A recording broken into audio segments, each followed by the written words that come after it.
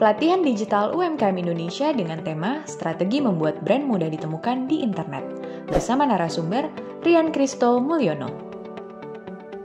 Produk kamu tidak terlihat konsumen. Merek produk kamu tidak dikenal konsumen. Jadi minim dong penjualannya. Yuk kami kasih tahu strategi biar merek produk kamu bisa dikenal konsumen.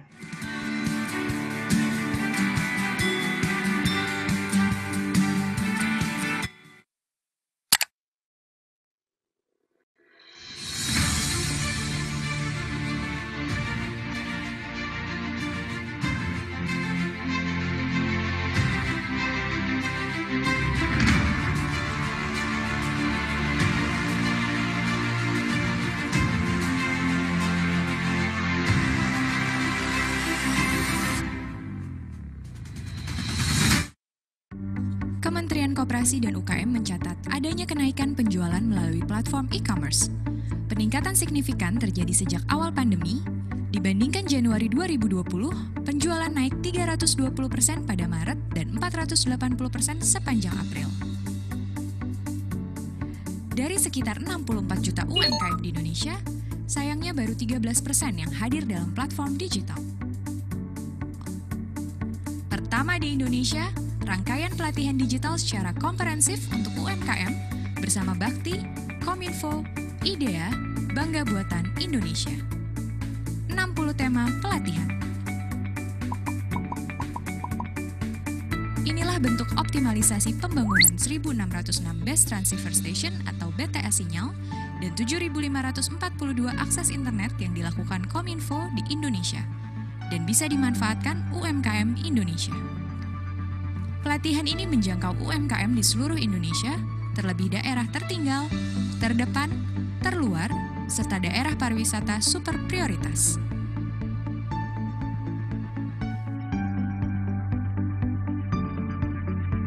Pelatihan dengan metode online via Zoom Meeting bersama praktisi ternama dan kredibel dimulai 5 Oktober sampai dengan 12 Desember 2020. Pelatihan secara gratis dan akan mendapatkan pergantian pulsa untuk peserta pelatihan. Kunjungi www.umkmdigital.kelasbakti.id untuk mengetahui seluruh tema, jadwal, dan narasumber pelatihan. Ayo, gabung sekarang. Diselenggarakan oleh Bakti, Kominfo, IDEA, Bangga Buatan Indonesia. Kominfo, Bakti, dan IDEA dengan bangga mempersembahkan pelatihan digital UMKM Indonesia.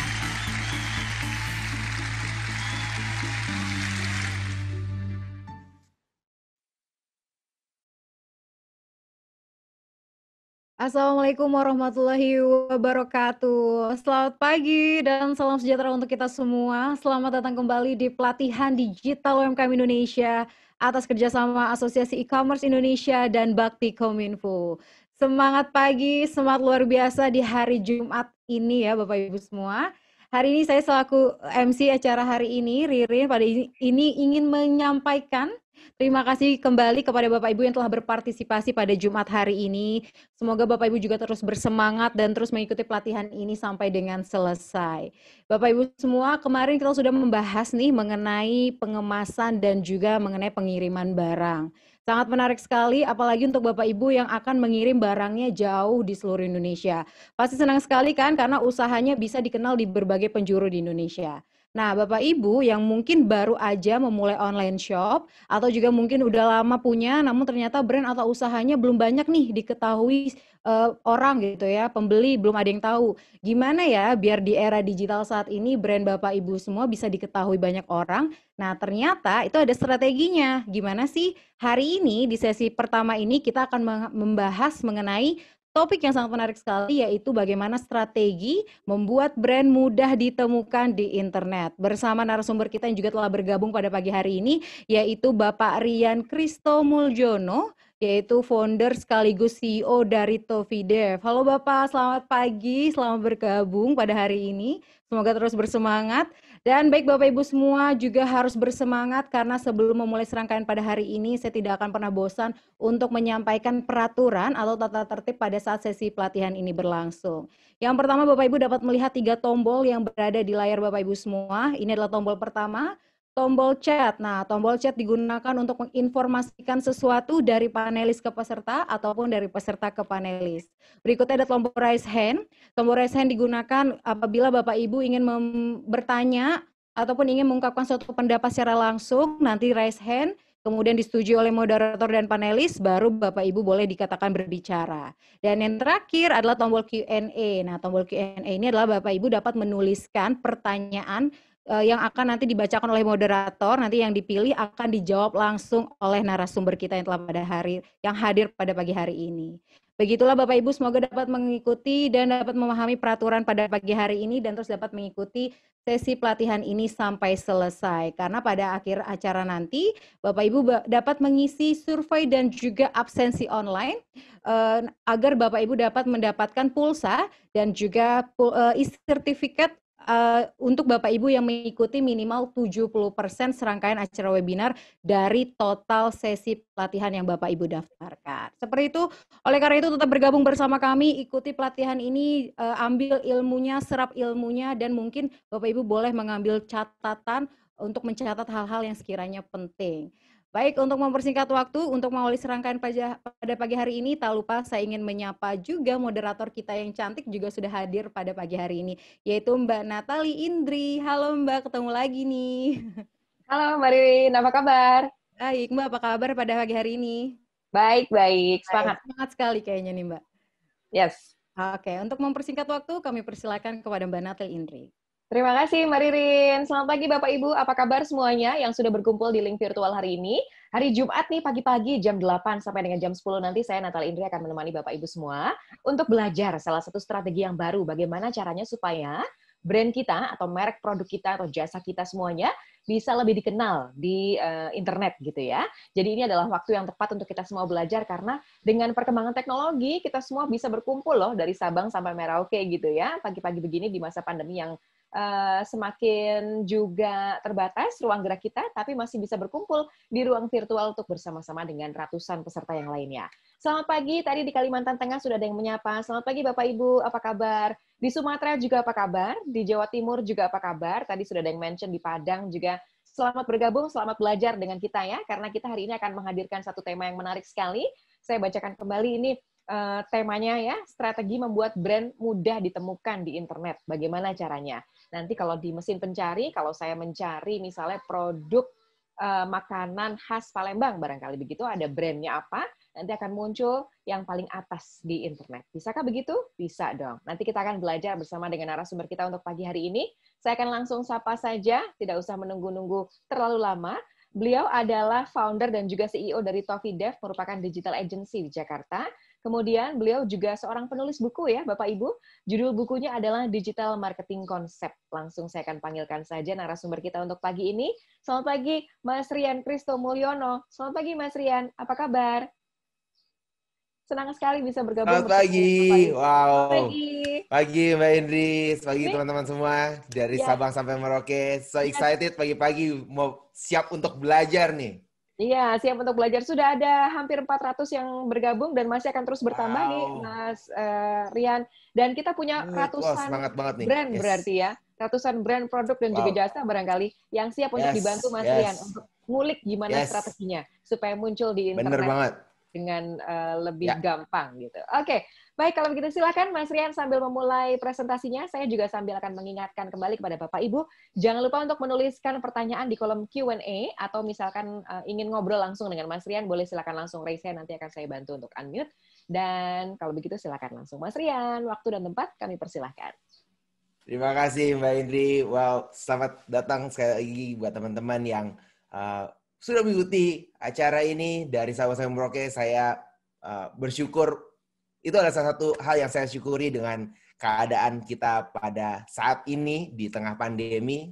Salah satu yang bisa disyukurin adalah kita bisa belajar, gak perlu keluar jauh-jauh untuk belajar sesuatu hal. Kita tinggal datang ke komputernya kita, ke smartphone, ke tablet, datang belajar dari manapun. Dan kalau sebelumnya kita harus pergi, pelatihan seperti ini biasanya cuma ada di Jakarta, kota-kota besar, Jakarta, Surabaya, Bandung. Dan buat teman-teman di luar dari daerah itu harus terbang, harus nyetir, harus nyiapin waktu minimal 3 hari. Kalau 1 hari trainingnya, besoknya sehari sebelumnya pergi, lalu ikutin pelatihan, besoknya pulang lagi. So, sekarang adalah waktu yang paling tepat untuk kita bisa belajar. Semua yang bisa Anda pelajari banyak banget untuk saat ini, dan terima kasih buat Idea dan Bakti untuk ngebuat acara kayak gini. Jadi kita bakal bisa ngebantuin banyak pebisnis, banyak brand untuk bisa berkembang di dunia online. Dan yang akan kita bahas pada hari ini adalah bagaimana strateginya kita membuat brand kita untuk mudah ditemukan di internet. Karena hal ini penting banget. Penting atau penting? Penting banget. Karena dengan ada banyaknya brand yang ada di luar sana, kayak di acara kita kali ini aja ada berapa? 300 brand ya. 300 brand yang bukan 300 brand, ada 400 lebih katanya. Yang mengikuti acara ini berarti dari 300-400 pemilik usaha. Itu baru brandnya, bukan produknya. Jadi ada banyak banget brand yang kita bisa temukan di luar sana. Dan hal tersebut akan membuat kita berkompetisi satu sama lain. Nah, bagaimana caranya kita stand out? Bagaimana caranya kita bisa dikenali dengan lebih baik di internet sana. Dan itu yang akan kita bahas dalam webinar kita pagi hari ini. Udah siap untuk belajar semuanya? Excited untuk belajar hal ini? Oke. Sebelumnya untuk yang belum kenal, tadi saya udah dikenalin sama Mbak Indri. Perkenalkan, nama saya Randy Somyono. Saya membantu pebisnis dan marketer untuk meningkatkan bisnis mereka secara online. Saat ini saya sebagai CEO dan founder dari Tofidev. Kita adalah digital agency based di Jakarta. Kita bantu bisnis untuk mengembangkan bisnis mereka secara online. Saya juga founder dari Tofi Institute, tempat pembelajaran untuk digital marketing. Kalau teman-teman semua yang hadir di sini mau belajar mengenai digital marketing, bisa buka di tofinstitute.com. Dan saya juga penulis buku, judulnya adalah Digital Marketing Concept. Buku ini diterbitkan sekitar 2 tahun lalu, di mana saya membahas mengenai digital marketing. Karena saya mulai digital marketing itu dari 2007 sampai sekarang, 2020, baru sekarang ini yang diminta, benar-benar diminta, mau dong belajar digital marketing, gimana caranya belajar digital marketing. Dan saya luncurkan buku ini di 2018. Pada saat itu baru mau naik, baru mau mulai bagaimana orang bisa menggunakan digital, menggunakan internet untuk berpromosi, dan sekarang baru semua bisnis butuh masuk ke digital. Jadi dengan keadaan yang ada sekarang, malahan mendorong kita untuk masuk ke online lebih cepat daripada sebelumnya. Dan di buku ini saya membahas mengenai dasar-dasar dari digital marketing, karena kalau kita nggak tahu konsep dasarnya itu seperti apa, maka akan sangat sulit untuk kita masuk ke dunia online. Betul. Ya, kalau kita nggak tahu gimana cara berbisnis, maka kita gimana cara mulai bisnisnya? Pasti mentok kanan kiri, harus bertanya sana sini. Dan di buku ini tujuannya adalah bagaimana kita bisa belajar konsep dasar dari digital marketing itu sendiri. Dan mungkin nanti saya bisa bagi-bagi, kalau ada waktu saya bisa bagi-bagi bukunya untuk beberapa teman-teman yang ada di sini. Saya juga inisiator dari SEOCon. SEOCon adalah Search Engine Optimization Conference, satu konferensi yang membahas mengenai SEO, satu bidang di dunia digital marketing. Saat ini adalah digital SEO conference terbesar di Southeast Asia, sekitar 1.500 orang kemarin datang ke dalam acara ini untuk berbagi, untuk belajar, dan ada 25 expert yang berbagi di dalam acara ini. So it's exciting event. Tapi pada saat itu ini di Jakarta, jadi semua orang harus datang ke Jakarta. Mudah-mudahan kita bisa bikin yang virtualnya untuk tahun depan.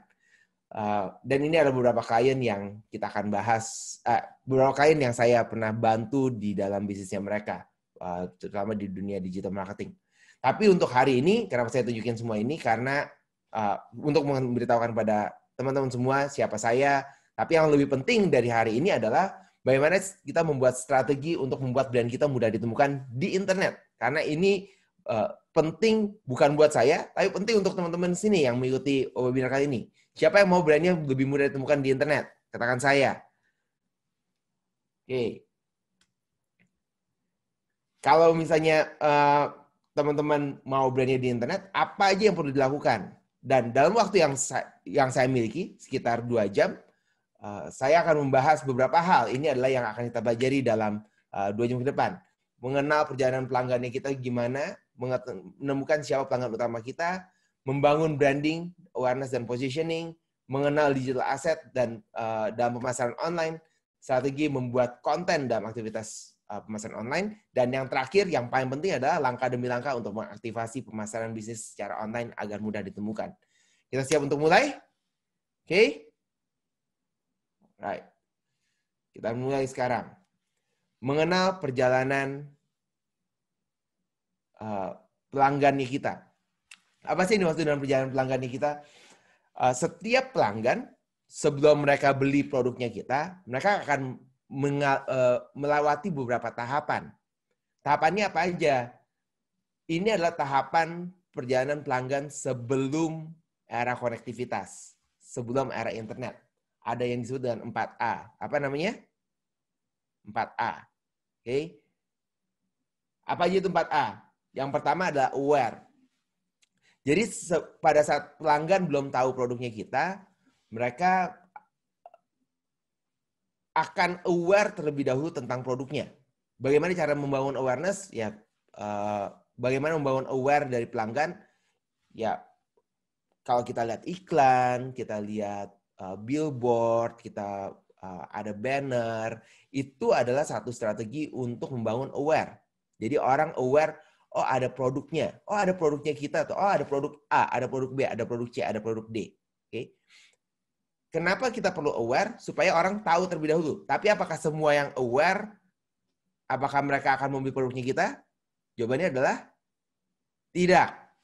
Jadi nggak semua orang yang aware akan membeli produknya kita. Karena mereka yang aware, lihat, oh ada produk A misalnya.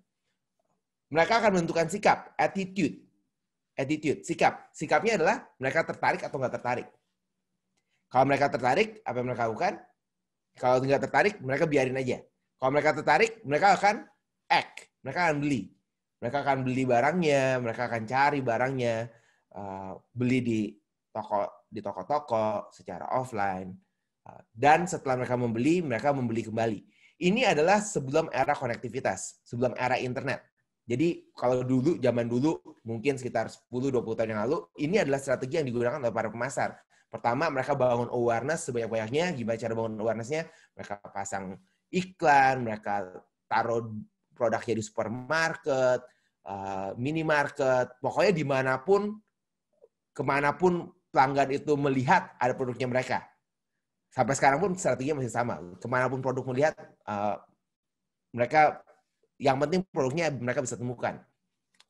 Gunanya apa? Gunanya adalah supaya kita bisa menemukan orang-orang yang memiliki sikap mau mencoba produknya kita, mereka akan membeli produknya kita, dan akhirnya mereka membeli kembali. Oke? Ini adalah perjalanan pelanggan sebelum era konektivitas. Sekarang gimana? Sekarang dari yang ini disebut 4A, aware, attitude, act, dan act again. Sekarang berpindah ke 5A. Jadi ada 5A-nya. 5A-nya apa aja? Aware, appeal, ask, act, dan advocate. Apa? Yang pertama adalah tetap aware. Kita membangun awareness supaya orang tahu tentang produknya kita. Lalu mereka tahu apakah produk kita menarik nggak buat mereka. Jadi bukannya sikap untuk mau atau enggak, tapi produk kita itu menarik atau enggak. Karena begitu mereka tertarik dengan produknya kita, mereka akan melakukan ask. Mereka akan bertanya, oh produknya itu kayak apa sih? Gimana caranya bertanya? Secara online. Apa yang kita lakukan pada saat kita mau bertanya secara online? Ayo. Pada saat kita bertanya secara online, oke, sebentar. Yang kita lakukan pada saat orang bertanya secara online adalah mereka cari di sosial media, mereka cari di Google, mereka cari di YouTube. Produk A reviewnya gimana sih? Produk B reviewnya gimana sih? Apa sih yang orang bicarakan tentang produk ini? Bagus gak ya? oke gak nih buat kita gunakan sebelum beli, gak beli kucing dalam karung istilahnya ya. Jadi oke gak nih produknya, bisa dipakai atau enggak, kata orang-orang itu seperti apa. Nah, setelah mereka menemukan jawaban-jawabannya, baru mereka tentukan, oke, kayaknya produknya bagus nih, saya akan beli deh produknya. Mereka akan act. Nah, yang berubah lagi adalah setelah mereka act ini artinya mereka membeli. Kalau sebelumnya mereka beli lagi, sekarang mereka setelah mereka beli, mereka melakukan advocate. Apa artinya advocate? Membagikan kepada orang-orang, menjadikan dia adalah brand ambassador dari produknya kita.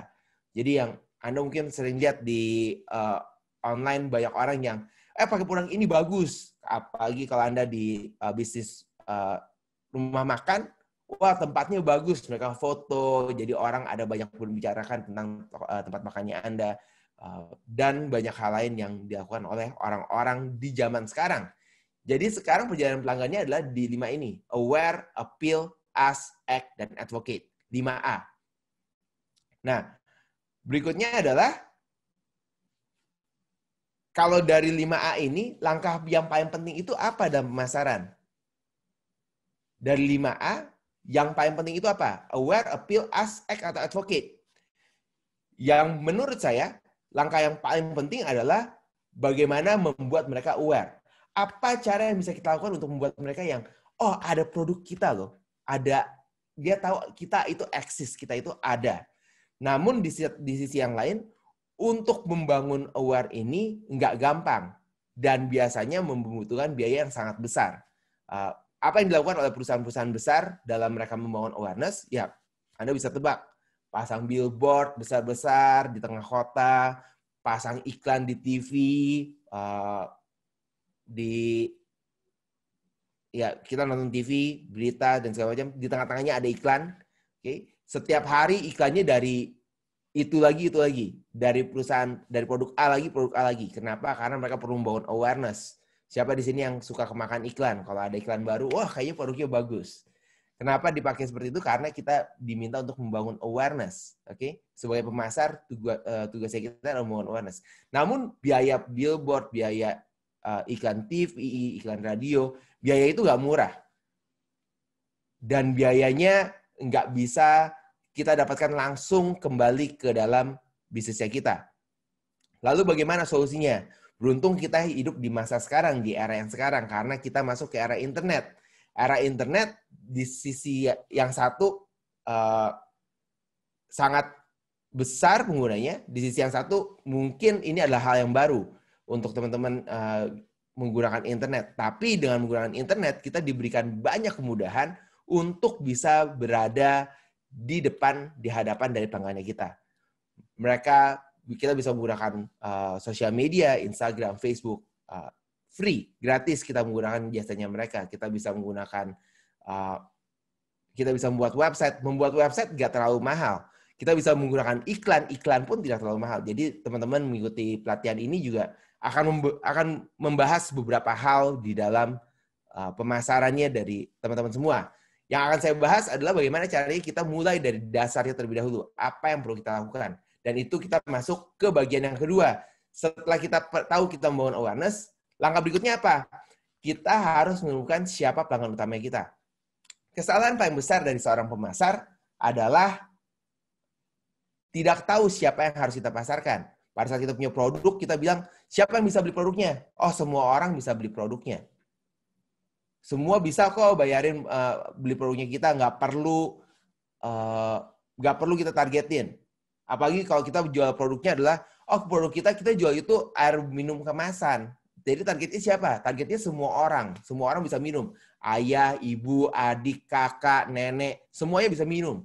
Nah itu adalah kesalahan terbesar yang bisa dilakukan oleh seorang pemasar. Sebagai pemasar, baik secara digital ataupun secara offline, kita harus menemukan siapa pelanggan utama kita. Pertanyaannya adalah, apakah Anda tahu siapa pelanggan utamanya Anda? Siapa pelanggan utamanya? Seperti apa mereka? Bagaimana caranya kita menentukan pelanggannya kita? Kita harus tahu dulu siapa kira-kira pelanggan yang paling cocok untuk menggunakan produknya kita. Karena sebuah produk, misalnya tadi balik lagi ke air minum kemasan. Target audiensnya siapa? Target orangnya yang bakal beli itu siapa? Ada produk A yang mereka ditargetkan untuk restoran-restoran tingkat atas. Misalnya ada yang pakai botol beling yang warna hijau, botolnya bagus gitu ya. Apakah itu akan bisa dijual secara umum untuk semua orang? Enggak, karena satu botol air minum harganya mungkin bisa belasan ribu sampai puluhan ribu. Sedangkan botol yang biasa harganya mungkin ribuan, 2.000, 3.000. Saya udah nggak tahu harganya berapa sekarang. Udah nggak pernah jalan-jalan keluar soalnya di kantor terus. Nah, kita harus tahu dengan botol minum yang sama, dengan air kemasan yang sama, kita akan menentukan siapa target audiensnya kita. Nah, bagaimana caranya kita menentukan target audiensnya kita? Siapa kita menentukan target pelanggannya kita? Beberapa hal yang perlu kita ketahui adalah kita harus tahu mereka secara demografis. Demografis itu berdasarkan dari umur, gender itu laki-laki atau perempuan, lokasi mereka ada di mana, kira-kira pemasukannya mereka berapa, statusnya mereka itu apa. Statusnya ini adalah hubungannya mereka, single atau menikah. Kenapa hal ini perlu kita ketahui? Karena begitu kita mau tahu target pelanggannya kita siapa, kita akan lebih mudah membuat penawaran untuk targetnya kita. Dan kita bisa menentukan gimana cara bahasanya. Coba kalau Anda punya produk yang produknya itu produk anak muda, lalu Anda bilangnya pakai kamu dan saya, atau Anda terus saudara gitu. Jadi kalau pas jualan, ini adalah produk yang tepat untuk Anda. Wow. Gimana kesannya untuk yang muda? Buat yang muda bakal mikir yang ini produknya tua banget ya. Padahal ditargetkan untuk mereka. Kalau target pelanggannya Anda adalah yang lebih muda, maka kita ikutin bahasanya mereka. Lu, gue misalnya. Atau kalau misalnya ngincarnya sisi romantis, kamu, aku. Kita ikutin bahasanya mereka. Apa yang mereka ngomongin, gimana cara mereka ngomong, dan seterusnya. Semakin lengkap kita bisa menemukan demografisnya kita, demografis target pelanggan kita akan semakin bagus. Dan ini adalah langkah pertama yang harus dilakukan sebagai pemilik bisnis. Oh, targetnya saya semuanya, berarti salah. Oke, bukannya salah. Saya nggak bilang bahwa itu akan salah, karena ada beberapa produk yang menargetnya untuk semua kalangan. Anda juga tahu ada beberapa produk yang, itu adalah bisa digunakan untuk semua kalangan. Terus kenapa saya harus memilih satu untuk kita mulai? Karena kebanyakan yang bisa menargetkan untuk semua kalangan akan masuk ke dalam budget marketing yang luar biasa besar. Dan selain budget marketing luar biasa besar, mereka biasanya punya tim yang luar biasa besar juga.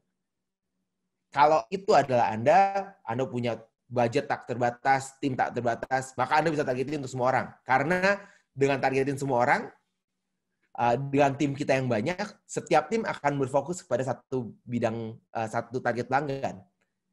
Oke, kalau kita yang baru mulai, usaha baru, maka akan lebih mudah, akan lebih efektif, akan lebih efisien kalau kita bisa menargetkan kepada target pelanggan yang kita tahu akan membutuhkan produk atau jasa yang kita tawarkan. Oke, sejauh ini bisa mengerti? Oke, jadi yang pertama, tugasnya Anda adalah menentukan demografis dari pelanggannya kita itu seperti apa. Umurnya mereka, gender, lokasi, income, status. Nggak sampai di situ aja. Setelah kita menemukan umur, gender, lokasi, income, status, kita mengerucutkan lebih kecil lagi. Mengerucutnya apa? Kita bisa targetin dari goals grid-nya. Goals grid-nya apa? Kita melihat dari rasa sakit atau frustasinya mereka, rasa takut dan implikasinya mereka, goals dan keinginannya mereka, impian dan aspirasinya mereka. Jadi dari pelanggannya kita, rasa sakit dan frustasinya mereka itu apa? Sehingga membutuhkan produknya kita. Rasa takut dan implikasinya itu apa? Kalau enggak menggunakan produknya kita atau kalau tidak mencapai goals-nya mereka. Karena setiap orang akan punya satu tantangan, satu masalah untuk satu masalah yang bisa dipecahkan dengan produk atau jasa yang kita tawarkan. Kalau produk atau jasa Anda nggak bisa memecahkan masalah, maka Anda punya produk yang salah. Produk dan jasa yang Anda buat pasti memecahkan masalah tertentu. Nah, Anda harus mengetahui, oke, kalau gitu dengan produknya saya, apa yang saya bisa tawarkan kepada mereka. Contohnya misalnya, saya kasih contoh yang ada di tangan saya, yaitu tumbler, botol minum. Okay? Rasa sakitnya kalau yang nggak pakai tumbler ini apa? Frustasinya apa? Bisa dibikin kalau target, tergantung dari target audiensnya kita. Kita mau targetin audiensnya itu apa? Saya banyak sedikit. Kalau saya jualannya tumbler, siapa yang saya targetin untuk menjual tumbler ini? Bisa jadi, saya akan targetin untuk orang dewasa. Saya akan targetin untuk anak kecil. Kalau orang dewasa, maka saya harus mengetahui desainnya adalah untuk orang dewasa. Anak kecil, desainnya seperti ini, kemungkinan besar anak kecil nggak bakalan suka. Berarti nggak cocok untuk jualan tumblernya untuk anak kecil. Betul. Kalau anak kecil harus gambarnya itu ada gambar kartun, gambar hal-hal yang disukai sama anak kecil. Kalau dewasa, ya ada macam-macam lagi. Dewasa pun ada dua, laki-laki sama perempuan. Kalau perempuan apa? Perempuan modis. Kalau pakai tumbler ini kelihatannya keren. Kalau laki-laki bisa tahan panas, tahan dingin.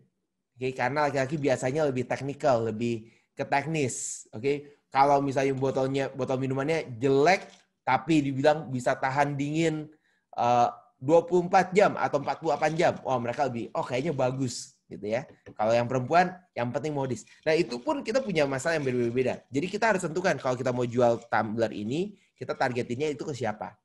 Oke. Lalu, setelah kita mengetahui siapa yang kita akan jual, misalnya saya akan jual kepada laki-laki pecinta kopi. Rasa sakitnya apa? Frustasinya mereka apa? Rasa sakitnya adalah kalau salah pilih tumbler, rasa kopinya nggak enak. Misalnya. Rasa takutnya mereka adalah, kalau rasa sakitnya kopinya gak enak, maka gak bisa diminum. Takutnya adalah, kalau nggak minum kopi, energinya hari itu jadi habis. Nah, itu adalah bagaimana kita menentukan siapa target kita dan apa yang bisa kita cater, apa yang bisa kita berikan dari produk yang kita punya. Goals-nya mereka apa? Keinginan mereka apa? Goals-nya itu adalah supaya minum kopinya enak. Impiannya mereka adalah mereka mau minum kopi kapanpun dengan rasa yang enak. Misalnya seperti itu. Oke? Saya hanya bikin dengan cepat untuk kesempatan kita sekarang. Selain dari demografis, lalu goals grid, Anda juga bisa masukkan, menentukan target pelanggan Anda dari psikografis. Psikografis ada macam-macam. Ada interest, ada expert yang mereka ikuti siapa, penulis buku favorit mereka siapa, tools atau software yang mereka gunakan itu apa, publikasi yang mereka baca itu apa, asosiasi yang mereka ikuti apa, grup mereka berada di mana, produk yang mereka beli itu apa. Oke. Jadi semua ini Anda bisa isi salah satu, Anda bisa isi semua, lebih bagus. Semakin lengkap yang kita bisa isi di dalam target pelanggannya kita, akan memudahkan kita untuk memecahkan masalah mereka dan untuk menjual produknya kita. Karena yang dibeli sama orang, sekali lagi adalah yang bisa memecahkan masalahnya mereka. Apapun tantangannya mereka. Mau jadi lebih bagus, mau lebih keren, mau lebih... beberapa bilang FOMO, pernah dengar FOMO? FOMO, fear of missing out, takut ketinggalan. Semuanya itu adalah tantangan yang pelanggan kita hadapi dan kita datang untuk memberikan solusi dari tantangan mereka. Okay. Jadi semua ini bisa Anda isi satu persatu dan Anda lengkapi. Kenapa hal ini sangat penting? Karena hal ini kita lengkapi semuanya. Hal ini penting untuk membuat pesan pemasaran yang tepat dan sesuai kepada target audiens kita. Seperti tadi saya sudah bilang, kalau kita targetinnya ke laki-laki, suka kopi, dan carinya yang secara teknologi lebih baik, maka pesan pemasarannya apa? Pesan pemasarannya adalah desainnya cantik. Enggak. Pesan pemasarannya adalah botol minum tahan dingin 4 hingga 48 jam. Atau tahan panas hingga 48 jam misalnya. Nah, itu adalah pesan yang kita berikan kepada target pelanggannya kita. Dan hal ini juga penting untuk mengetahui di mana mereka berada. Kalau laki-laki suka kopi, mereka biasanya nongkrongnya di mana? di mall. Bukan, nongkrongnya di tempat kopi. Oke? Mereka kumpulnya di kumpulan apa? Kumpulan pecinta sepak bola. Bukan, mereka sukanya di tempat pencinta kopi, biji kopi dan segala macam. Jadi di mana mereka berada, Anda bisa menawarkan. Anda bisa nggak jualan botol minum kepada mereka yang suka sepak bola? Bisa, tapi pesannya harus sesuai dengan sepak bola. Misalnya apa? Oh, mudah untuk digunakan pada saat istirahat, minumnya nggak tumpah kemana-mana. Wah, itu ada pesannya yang Anda tawarkan kepada mereka. Oke?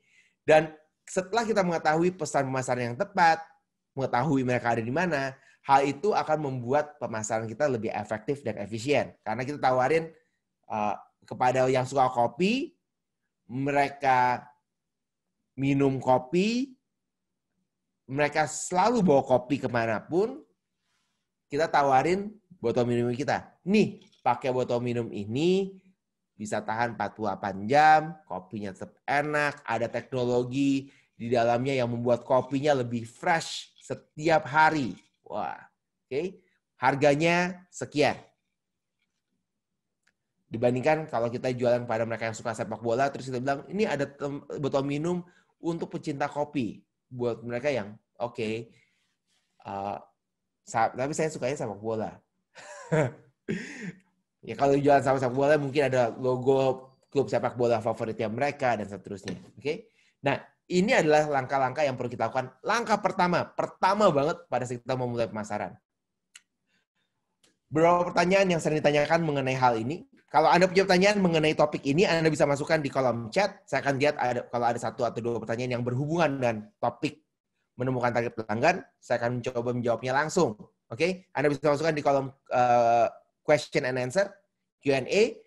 Ini ada pertanyaan yang kalau saya membawakan materi ini, biasanya ditanyakan seperti ini. Bagaimana kalau target pelanggannya saya lebih dari 1? Kalau target pelanggannya lebih dari 1, Anda fokuskan kepada yang paling menguntungkan terlebih dahulu. Kira-kira menurut Anda yang mana yang akan lebih mudah untuk dijual? Karena setiap dari kita punya target audiens yang berbeda. Dan kalau Anda adalah penjualnya, maka Anda punya target market favorit. Misalnya ya contohnya, kalau saya lebih suka kalau ngomongin yang santai, saya lebih suka ngomong sama yang laki-laki. Kenapa? Karena lebih gampang ngomongnya. Kalau ngomongnya sama perempuan, akan lebih sulit. Oke? Tapi itu ada preferensinya saya. Ada beberapa yang lebih suka ngomongnya sama perempuan dibandingkan dengan laki-laki. Ada yang lebih suka ngomongnya dengan yang lebih tua dibandingkan dengan yang lebih muda. Nah, siapa target pelanggan yang menurut Anda paling bisa dekati? Pilih dari situ terlebih dahulu. Okay? Nah, baru berikutnya setelah Anda bisa menjual kepada mereka, karena target pelanggan ini akan punya satu market size, satu ukuran pasar. Ada yang ukuran pasarnya sangat besar, ada yang ukuran pasarnya sangat kecil. Contohnya, kalau Anda jualan kopi 10 tahun yang lalu, nggak akan bisa menjual kopi sebanyak saat ini. Kenapa? Karena 10 tahun yang lalu nggak ada yang peduli dengan minuman kopi. Baru 2-3 tahun terakhir, toko kopi ada di mana-mana. Nah, kalau 10 tahun yang lalu, market size-nya, ukuran pasarnya itu sangat kecil. Sekarang ukuran pasarnya lebih besar. Nah, pada satu titik, kalau misalnya Anda udah jualan kopi dari 10 tahun yang lalu, maka Anda hanya bisa menargetkan pada target audiens yang nggak begitu besar. Oke. Nah, di situ baru Anda masuk ke target pelanggan yang lain. Oke, kalau misalnya target marketnya udah penuh, Anda udah ada di mana-mana di tengahnya mereka, baru kita pindah ke target pelanggan yang lain. Kalau belum, stick tetap ke satu target pelanggan yang Anda pilih. Bagaimana kalau target pelanggan saya tidak ada di dunia online? Nah, ini juga pertanyaan yang bagus. Saat ini kita semua masuk ke dunia digital marketing. Kalau gimana kalau target market pelanggannya nggak ada di dunia online? Apa yang perlu saya lakukan? Jawabannya adalah Anda tetap harus ada di dunia online karena marketnya akan lebih besar dari sebelumnya. Seperti tadi saya contohin, kalau 10 tahun yang lalu yang pecinta kopi nggak terlalu banyak, sekarang lebih banyak. Okay. Tapi kalau misalnya 10 tahun yang lalu Anda sudah ada di dunia online, maka hasilnya akan lebih bagus. Dibandingkan dengan sekarang baru masuk ke dunia online akan lebih sulit. Hal yang sama kalau misalnya Anda di dunia properti. Dunia properti, saya udah ngomongin tentang dunia properti, ada beberapa perusahaan properti yang tanyain kepada saya, minta bikin in-house training. Pertanyaannya itu cuma satu benernya. Gimana caranya jualan properti secara online? Jawabannya adalah nggak bisa kalau 5 tahun, 6 tahun yang lalu. Nggak bisa. Udah jawabannya ya nggak bisa. Jadi yang bisa mereka lakukan adalah mereka membangun eksistensi mereka membangun brandnya mereka secara online, tapi nggak bisa jualan secara online. Karena target marketnya belum ada. Sekarang bagaimana? Sekarang sudah mulai masuk. Tapi belum bisa yang 100% masuk ke dunia online. Nah, itu adalah yang perlu kita ketahui. Jadi, apakah perlu masuk ke dunia online? Jawabannya adalah sangat perlu. Bagaimana caranya kalau pelanggan kita nggak ada, kita ada dulu. Nanti 2 tahun lagi, setahun 2 tahun lagi, baru brand kita akan muncul di permukaan. Oke? Kalian coba lihat dari Eno. Ini ada pertanyaan dari Eno. Bagaimana cara menentukan target pelanggan yang tepat dan potensial apabila segmen target market produk sebenarnya luas? Kebetulan produknya adalah makanan olahan, semacam lauk ayam suwir, kering dan basah, di mana produk ayam suwir kering bisa untuk anak kos, santri, dewasa, anak-anak laki-laki dan perempuan, balita sampai tua. Wah, ini ayam suwir. This is good. Contoh yang bagus. Tapi menentukan pelanggan yang tepat dan potensial bagaimana caranya supaya pemasarannya lebih mengena. Nah, karena ini produknya spesifik, ayam suwir. Oke. Nah, ayam suwir, siapa yang kira-kira suka ayam suwir? Oke, di sini ada bilang ada anak kos, santri, dewasa, anak-anak, laki-laki, perempuan sampai balita sampai yang tua. Nah, kita mau pesan pemasarannya itu apa? Karena kalau misalnya anak kos bisa bilang makanan darurat kalau tidak ada makanan di rumah saat kos, atau makanan akhir bulan. Biasa anak kos suka gitu ya. Siapa di sini yang ngekos, yang pernah ngekos? Akhir bulan itu budgetnya semakin tipis, maka perlu makanan yang lebih instan atau lebih murah bisa dimakan. Nah, pesannya kita buat anak kos akan berbeda sama buat ibu-ibu yang punya anak. Ayam suwir sehat untuk anak, bergizi, bermanfaat, bisa dimakan kapan saja. Oke. Maka kalau kita ngomongnya sama ibu-ibu, bilangnya apa? Makanannya bagus untuk anak. Ya. Kalau untuk yang dewasa, untuk yang tua, makan ayam suwir enggak sekeras makan ayam yang sebenarnya. Jadi tanpa gigi pun bisa makan, misalnya. Nah, pesan-pesan itu yang kita masukkan ke dalam pemasaran kita. Produknya boleh sama, tapi pesannya kita yang berbeda. Nah, tantangannya adalah kalau kita tadi kan, misalnya targetin ke anak kos, santri, dewasa, anak-anak, laki-laki. Kebanyakan dari kita bikinnya pemasarannya adalah satu aja. Oh, ayam suwir, enak, murah, bergizi. Ya udah, berarti semuanya bakal lihat enak, sehat, bergizi. Semua ngelihat produknya. Oke, kan tadi aware kan? Aware, terus apa? Berikutnya, saya balikin kesannya. Setelah mereka aware, appeal atau enggak? Mereka lihat ayam suwir enak, sehat, bergizi. Appeal enggak? Buat pelanggannya kita. Ada beberapa, ada yang appeal, ada yang enggak appeal. Oke? Jawabannya adalah itu. Oke? Tapi kalau misalnya kita bilang ayam suwir enak, sehat, bergizi untuk anak. Kira-kira yang ngelihat adalah ibu-ibu. Kira-kira appeal atau enggak buat ibu-ibu itu? Buat ibu-ibu itu appeal, buat yang laki-laki enggak begitu appeal mungkin. Atau buat yang anak kos enggak appeal. Oke? Tapi kalau kita udah appeal, kita udah tertarik, ibu-ibu itu udah tertarik dengan produknya kita, maka kita bisa menawarkan dengan lebih efisien. Targetnya kita itu aja dulu. Satu itu dulu. Yang mana yang harus kita pilih? Sekali lagi, sesuai dengan target audiensnya kita. Sesuai dengan background-nya dari Anda. Anda bisa lihat dari sekitarnya Anda. Mungkin dari Eno, dari Ibu Eno bisa lihat dari sekitarannya, dari network-nya, dari jaringannya. Kira-kira yang paling banyak itu siapa ya? Yang paling banyak itu apa ya? Jadi pada saat kita promosi pun, kita targetin sesuai dengan yang paling banyak dari grupnya kita. Oke? Mudah-mudahan itu menjawab. Saya akan masuk ke pertanyaan yang lain nanti. Kita akan masuk ke langkah yang berikutnya. Yang berikutnya adalah setelah kita menemukan siapa pelanggannya kita, baru kita membangun branding, awareness, dan positioning. Hal ini gak kalah pentingnya untuk membangun brandnya kita supaya ada di mana-mana. Kalau tadi kita lihat dari siapa target audiensnya kita, Sekarang kita harus bangun siapa Anda. Oke? Kita udah tahu targetnya kita adalah laki-laki suka kopi. Itu adalah target audiensnya kita.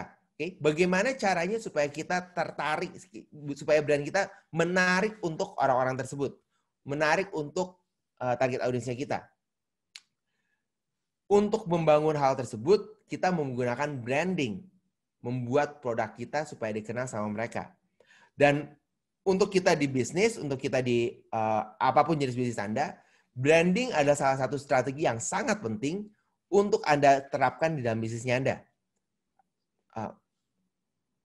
Mungkin ada pelatihan branding yang dilakukan di dalam pelatihan kita kali ini. Anda wajib mesti kudu ikut pelatihan tersebut. Okay? Kalau nggak ada, Anda cari tempat lain untuk belajar branding. Kenapa? Karena branding adalah yang menentukan bagaimana bisnis kita bisa besar atau tidak.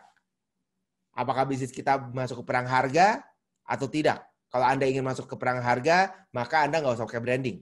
Kalau Anda ingin keluar dari perang harga, Anda harus menggunakan branding. Nah, bagaimana caranya kita membuat branding untuk bisnisnya kita, perusahaannya kita?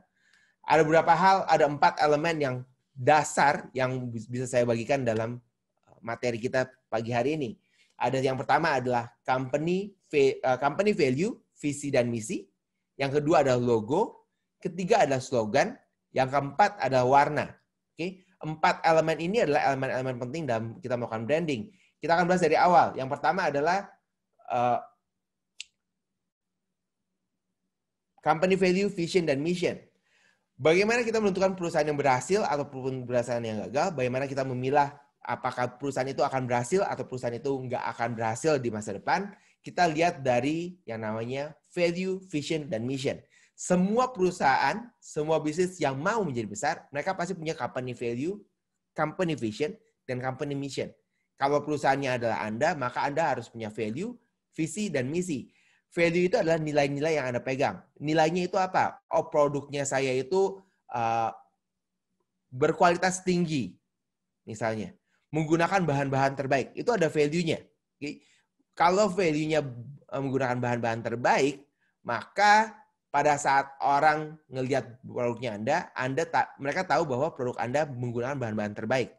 Pada saat Anda melanggar dari value-nya Anda, jadi misalnya, lagi masa resesi, bahan baku naik semua. Anda menurunkan kualitas dari produknya Anda, maka value-nya Anda langgar. Dan kalau value tersebut Anda langgar, produk tersebut akan mulai ditinggalkan sama orang-orang. Okay? Jadi company value, nilai yang Anda pegang untuk perusahaan Anda, itu sangat penting. Anda harus memiliki company value-nya Anda apa? Okay? Visi dan misi, Anda melihat perusahaan Anda itu seperti apa. Kenapa ini penting? Karena pada saat kita mulai, kita pasti ingin bisnis kita sangat besar.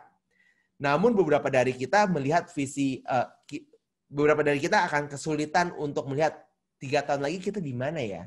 5 tahun lagi itu kita bahkan perusahaannya seperti apa ya? Okay. Nah, ini adalah saat yang tepat untuk Anda membangun visi dan misi dari perusahaannya Anda. Karena hal tersebut gak gampang, seperti yang saya bilang. Ada beberapa dari kita bisa melihat 5-10 tahun ke depan. Beberapa dari kita untuk 1 tahun aja kita nggak tahu. Untuk ngelewatin pandemi aja, ini pandeminya sampai kapan aja kita nggak tahu apa yang kita lakukan. Kalau itu adalah Anda, maka Anda harus membangun visi dan misi. Karena kalau kita bergerak dengan visi dan misinya kita, maka bisnisnya kita akan mengikuti visi misi itu. Jadi kita akan berkembang sesuai dengan visi misinya Anda. Dan visi misi nggak ada yang visi misi terlalu kecil, nggak ada visi misi terlalu besar. Oke? Maksudnya nggak ada terlalu kecil, Anda bisa bilang, saya adalah toko paling bagus di tempatnya saya. Misalnya tempatnya saya di Kebon Jeruk. Saya adalah toko kelontong paling bagus di Kebon Jeruk. Boleh. Jadi itu adalah visinya Anda. Tapi Anda juga bisa bilang, saya adalah toko kelontong paling baik di Indonesia. Boleh juga. Itu adalah visinya Anda. Pertanyaannya adalah bagaimana caranya nanti kita pikirin. Tapi goals-nya adalah menjadi yang paling baik di Kebon Jeruk atau menjadi yang terbaik di Indonesia. Kalau itu adalah visi misinya Anda bisa pikirkan gimana caranya. Tapi bukan fake vision mission. Maksudnya visi misi yang bohongan.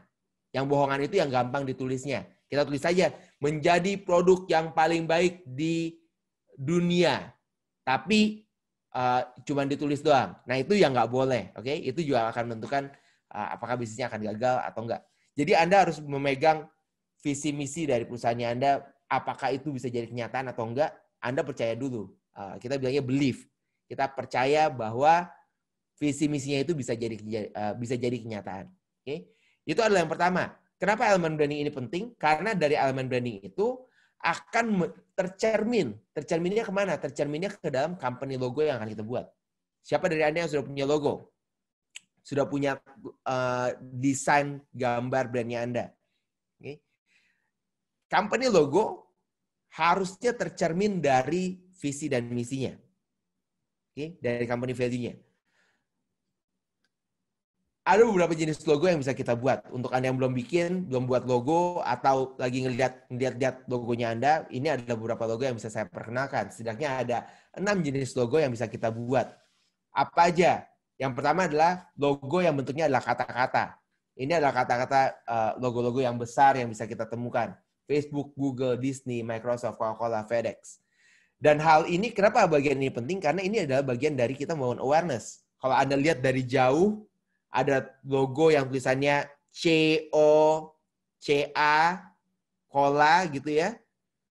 Nah, Anda udah tahu bahwa itu adalah brandnya Coca-Cola. Bahkan dengan logo yang sama, tulisan yang sama, ada banyak orang ganti tulisannya. Oke, ganti artinya bukan Coca-Cola. Tapi begitu dilihat sekilas, yang Anda ingat adalah Coca-Cola. Oke. Disney juga sama, Microsoft banyak juga digunakan. Ini adalah bagaimana kita membangun logo berdasarkan dari tulisan dari brandnya kita. Ada jenis logo yang lain adalah pictorial form logo. Jadi berdasarkan dari gambar. Di sini contohnya kayak Apple. Apple logonya adalah buah apel. Puma logonya adalah gambar puma, binatang puma. Ada shell, gambarnya adalah kerang. Oke, ini adalah mencerminkan bisnisnya Anda. Kalau tadi ayam suwir, dia gambarnya misalnya pictorialnya adalah ayam misalnya. Lalu ada jenis logo yang lain, ada yang abstrak. Abstrak itu nggak tahu deh datangnya dari mana. Datangnya dari ilham.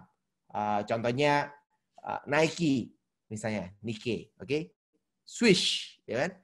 Apa hubungannya Nike dengan Swish, dengan centang? Nggak ada. Dibuat abstrak. Pokoknya dibuat sama yang bikin desain logo. Ini kayaknya logonya bagus. Oke. Adidas, kenapa Adidas 3 strip? Wow. Saya nggak tahu asal-muasalnya kenapa 3 strip jadi Adidas. Oke. Lalu letter dari logonya. Jadi huruf awal dari perusahaannya kita. Suzuki S gitu ya. Ada HP, Unilever U, Facebook pakai F, McDonald M, Villa, dan seterusnya. Ini adalah bentuknya dari letter, dari huruf. Ada juga yang bentuknya adalah emblem. Biasanya bola, di sini ada otomotif, UPS, Lamborghini, emblem logo. Dan ada karakter, maskot, Michelin, Kentucky, Starbucks, dan seterusnya. Nah, ini adalah contoh-contoh logo yang bisa Anda buat untuk bisnisnya Anda. Dan kalau Anda lihat dari semua contoh logo yang saya tunjukkan, itu mencerminkan bisnisnya mereka itu apa? Satu yang diingat pada saat kalau saya bikin logo, saya beberapa kali bikin logo, perasaan pada saat awal dulu pada saat saya mulai bisnis, saya pemikirannya kalau saya bikin logo untuk perusahaannya saya, logonya kok nggak bagus ya, logonya kok nggak keren ya, logonya kayaknya nggak menarik ya, kok nggak seperti logo-logo yang ada di luaran sana sih. Nah, kalau Anda punya perasaan yang sama, saya kasih tahu bahwa semua logo yang dibikin mulainya nggak dikenal. Okay? Logo Coca-Cola 100 tahun yang lalu kalau ada tulisan Coca-Cola kayak begitu, emangnya ada orang yang peduli dengan logo tersebut? Jawabannya adalah enggak, karena belum diperkenalkan. Nah, tugasnya kita sebagai pemasar adalah kita memperkenalkan logo tersebut. Okay? Jadi seiring waktu logo Anda akan lebih terkenal, logo Anda akan lebih dilihat oleh orang-orang. Okay? Jadi itu adalah bagaimana kita membuat logo. Pentingnya sebuah logo untuk perusahaannya kita. Dan setiap logo, sekali lagi, setiap logo mencerminkan dari company value, vision, dan mission-nya kita. Okay? Setelah elemen logo, jadi yang pertama tadi company value, visi dan misi, lalu ada logo. Yang berikutnya adalah slogan. Apa itu slogan? Brand slogan. Coba Anda tebak. Anda jawab dalam hati aja, nggak usah diketik juga. Tapi coba jawabannya apa? Apapun makanannya, minumnya, ada aku dan kau, suka, ada yang lebih bagus dari yang lebih mahal, banyak. Berapa lapis? Ratusan. Orang pintar minum, gantinya ngopi. Siapa yang bisa menebak brandnya itu apa aja dari 6 contoh di sini? Siapa yang benar 6-6-nya? Katakan saya. Padahal saya nggak sebut nama brandnya loh. Saya cuma bilang slogan yang mereka gunakan. Dan itu adalah pentingnya slogan. Karena brand, orang nggak mau, beberapa orang nggak suka dengan brand. Nggak suka dengan namanya. Tapi kalau mereka bisa menemukan slogannya, atau mereka menemukan slogannya itu mencerminkan mereka bisa ingat dengan slogan dengan brand tersebut. Dan di situ Anda bisa masuk, Anda bisa membuat brand Anda lebih dikenal supaya brand Anda lebih terlihat di mana-mana. Okay. Bagaimana caranya kita membuat brand slogan? Dan membuat brand slogan ini Anda bisa mencari tahu dari contoh-contoh brand yang ada di luar sana atau Anda membuatnya sendiri.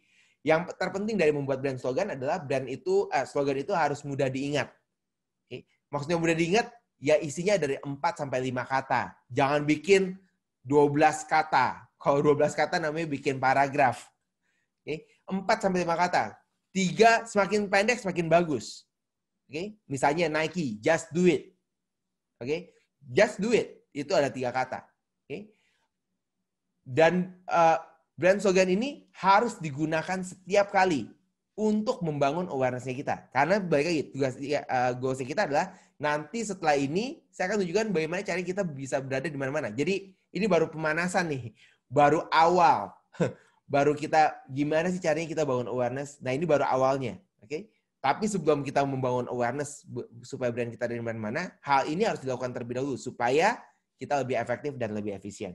Oke? Jadi, brand slogan ini harus digunakan untuk membangun awareness-nya kita. Dan brand slogan ini sekali lagi mencerminkan kepribadian dari bisnisnya kita. Mencerminkan dari value, company value-nya kita. Vision dan mission. Jadi itu ada yang ketiga. Kita perlu membuat brand slogan dan slogan. Selanjutnya, yang ini gak kalah penting. Karena bagian ini masih sangat sedikit digunakan oleh banyak pebisnis. Dan ini adalah kesempatan Anda untuk mengambil kesempatan untuk saat ini untuk membangun berdasarkan dari brand color, warna dari brandnya Anda. Contoh, apa yang Anda pikirkan? Kalau misalnya Anda lagi jalan-jalan di mall, saya tahu sekarang nggak bisa ke mall, nggak bisa ke keluaran gitu. Tapi kalau misalnya ada toko minuman, oke, toko minuman pakai payung warna hijau di depannya, kira-kira itu apa? Kalau jawaban Anda toko kopi, berarti Anda suka ngopi. Saya kalau dari jauh, saya lihat ada, saya pergi ke satu kota, oke, kalau saya lihat ada payung hijau, wah, saya suka tuh, saya langsung mau ke arah sana. Ternyata warung makanan, salah. Soalnya kalau di beberapa tempat, di belahan dunia ini dan di dunia yang lain, di seluruh dunia, kalau misalnya toko minuman payung hijau, biasanya terasosiasi dengan satu perusahaan yang menjual kopi. Okay. Contoh yang lain, kalau Anda lihat botol kaleng minuman warna merah, kira-kira itu apa? Kalau Anda lihat, nah yang ini di seluruh Indonesia bisa kelihatan tuh. Kalau misalnya ada toko handphone, pakai lampunya warna hijau. Okay. Kira-kira tokonya itu toko apa? Merek apa? Atau kalau misalnya ada toko handphone yang lampunya warna biru. Nah birunya ini ada biru terang, ada biru gelap. Kalau biru terang itu apa, biru gelap itu apa? Dari jauh bisa nggak Anda lihat? Oh, itu ada toko A. Oh, itu ada toko B. Oh, itu ada toko C. Nah, strategi yang sama bisa Anda gunakan untuk bisnisnya Anda. Anda gunakan warna yang Anda buat yang Anda pilih sesuai dengan brandnya Anda. Kita mau bangun warna dari brand yang Anda kerjakan saat ini, brand dari perusahaan yang Anda kerjakan. Bagaimana cara membangun warna? Membangun warna ini harus konsisten di setiap aktivitasnya kita. Kalau kita menggunakan warna orange, maka setiap kali warnanya adalah orange. Kalau warnanya adalah merah, maka setiap kali warnanya merah. Bahkan bukan cuma konsisten di setiap aktivitas, untuk aktivitas brand, konsisten di konsisten untuk Anda sebagai pemilik bisnisnya pun bisa konsisten. Jadi Anda pakai bajunya selalu orange, bajunya selalu pink, selalu merah, dan seterusnya. Dan kalau bisa bangun warna yang unik. Warnanya itu hanya untuk bisnisnya Anda, warnanya hanya untuk perusahaannya Anda. Ada beberapa perusahaan yang warnanya sangat unik sehingga menggunakan warna hexa. Nanti saya akan tunjukkan kepada Anda apa itu maksudnya hexa. Hexa adalah satu warna yang digunakan oleh para desainer untuk menentukan gambar, menentukan warna sebuah logo, sebuah tulisan atau brand activity-nya kita. Oke. Untuk membangun warna-warna untuk bisnisnya Anda bisa menggunakan tools seperti Colors. Jadi Coolors, COOLORS.co. Oke. Ini adalah satu tools yang bisa kita gunakan untuk membangun warnanya kita. Bagaimana caranya? Nanti di bagian akhir saya akan tunjukkan, saya akan hands on, saya akan kasih lihat ke teman-teman gimana caranya untuk pakai tools ini. Tapi sekali lagi, tools ini digunakan untuk membangun warnanya kita, warna dari bisnisnya kita supaya konsisten. Ini ada beberapa tips kalau Anda mau screenshot untuk saat ini, boleh di screenshot. Ini adalah contoh arti dari warna. Kalau tadi kita bilang ada company value, logo, slogan. Nah, kita masuk ke warna. Nah, setiap warna akan menentukan perasaan tertentu. Jadi kalau kita lihat warna berdasarkan riset akan menampilkan perasaan-perasaan tertentu. Contohnya kalau merah, oke? Kalau merah itu rasanya adalah revolusioner, punya energi, ada power, kuat, berani ngambil resiko, berbahaya, passion, love, attention. Oke? Itu adalah beberapa contoh yang logo-logo yang menggunakan warna merah. Warna merah juga biasa digunakan untuk restoran karena kalau Anda di tempat makan atau berbau dengan makanan dan minuman, Anda mau warnanya merah. Anda lihat beberapa brand yang besar dengan di bisnis food and beverage, mereka menggunakan merah. Kenapa? Karena merah biasanya meningkatkan appetite, meningkatkan rasa kayaknya lapar gitu. Kayaknya makanannya lebih enak kalau warnanya merah. Oke? Ada orange, ada purple, blue, green, black, and white. Oke? Nah, Anda harus tentukan warnanya sesuai dengan bisnisnya Anda. Tapi warna favorit saya biru, sedangkan saya rumah makan. Jadi saya rumah makan, warna favorit saya biru. Apa yang perlu saya lakukan? Seorang pemasar yang baik akan menggunakan target warna yang pelanggan kita suka, bukan yang kita suka. Karena kalau kita suka, ada berapa banyak brand yang mempertahankan idealisme dari pemilik bisnisnya, sehingga bisnisnya nggak bisa berkembang karena idealis dari pemilik usahanya. Anda nggak mau masuk ke level tersebut. Anda mau mengikuti yang ada di pasar. Tapi tentu saja ada beberapa produk yang visionaris, pemilik usaha yang visioner, yang mau menggunakan, pokoknya saya mau kesukaannya saya untuk bisnisnya saya. Boleh nggak? Ya jawabannya adalah boleh-boleh aja. Kalau Anda adalah orang yang visionaris, Anda bisa melakukan hal tersebut. Contohnya siapa? Contohnya adalah salah satu yang saya tahu adalah pendirinya Apple Computer, Steve Jobs. Steve Jobs punya visionnya sendiri. Dia punya gambaran perusahaannya mau dibawa kemana. Okay? Makanya produk-produknya mereka bisa dibilang beberapa visioner, beberapa revolusioner. Kok revolusioner bukan warnanya merah? Apple itu warnanya putih.